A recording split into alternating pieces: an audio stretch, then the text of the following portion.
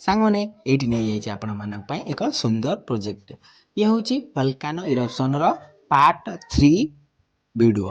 ଆର part 1 video part 2 video ମୋ channel ଉପରେ ଅଛି। ତାର ଲିଙ୍କ ମୁଁ ଡେସ୍କ୍ରିପ୍ସନରେ ଦେଇଦେଇଛି, ଯାଇକି ନିହାତି ଦେଖିପାରିବେ।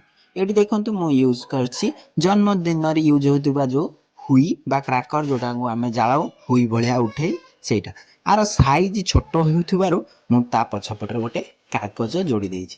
କିନ୍ତୁ ଦେଖନ୍ତୁ ମୁଁ ଯେଉଁ ପାର୍ଟ 1ରେ ଆର ମଡ଼େଲଟା ବନେଇଥିଲି, ସେତେବେଳେ ବନେଇବା ପାଇଁ ମୁଁ କାଗଜର ବ୍ୟବହାର କରିଥିଲି। କିନ୍ତୁ ଏଇଠି ମୁଁ ନିଆଁର ବ୍ୟବହାର କରିବାକୁ ଯାଉଛି। ସେଥିପାଇଁ ଏଠି କାଗଜ ନ ୟୁଜ୍ କରି କାଦୁଅର ବ୍ୟବହାର କରିବି। ଦେଖନ୍ତୁ ମୁଁ ନିଆଁ ଲଗାଉଛି, କେତେ ସୁନ୍ଦର ମଜାରେ ଦେଖାଯିବ ଦେଖିବ।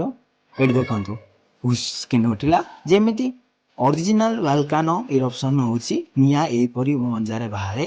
ସେ ପ୍ରୋଜେକ୍ଟରେ ଦେଖେଇ ଦେଉଛି ଯେଉଁଟା ଅରିଜିନାଲ ଭଲକାନୋ ଯେଉଁଠି ଫାଟେ ଏଇଭଳିଆ ହିଁ ନିଆଁ ଉପରକୁ ଉଡ଼େ ଏବଂ ନିଆଁ ଲାୱା ଭଳିଆ ଯୋଉଠି ନାଲି ନାଲି ରଙ୍ଗର ସେଇଭଳିଆ ବାହାରେ। ଯଦି ଆପଣମାନଙ୍କୁ ମୋର ଭିଡ଼ିଓ ପସନ୍ଦ ଆସିଛି ତେବେ ଲାଇକ୍ ସେୟାର ସବସ୍କ୍ରାଇବ୍ କରିବେ ଏବଂ ନିଜ ସାଙ୍ଗମାନଙ୍କୁ ସେୟାର କରିବେ। ଏଇ ପ୍ରୋଜେକ୍ଟ ଯଦି କାହାର ଦରକାର ତେବେ ଡେସ୍କ୍ରିପ୍ସନରେ ମୋର ଇନଷ୍ଟାଗ୍ରାମ ଲିଙ୍କ ଅଛି। ମୋତେ ଯଦି DM କରିବେ, ମୋ ଆଖପାଖ ଗାଁର ଯେଉଁ ଲୋକ କିମ୍ବା ଆସିକି ନେଇପାରିବେ ତାଙ୍କମାନଙ୍କ ପାଇଁ ମୁଁ ବନେଇଦେବି ଏ ପ୍ରୋଜେକ୍ଟ।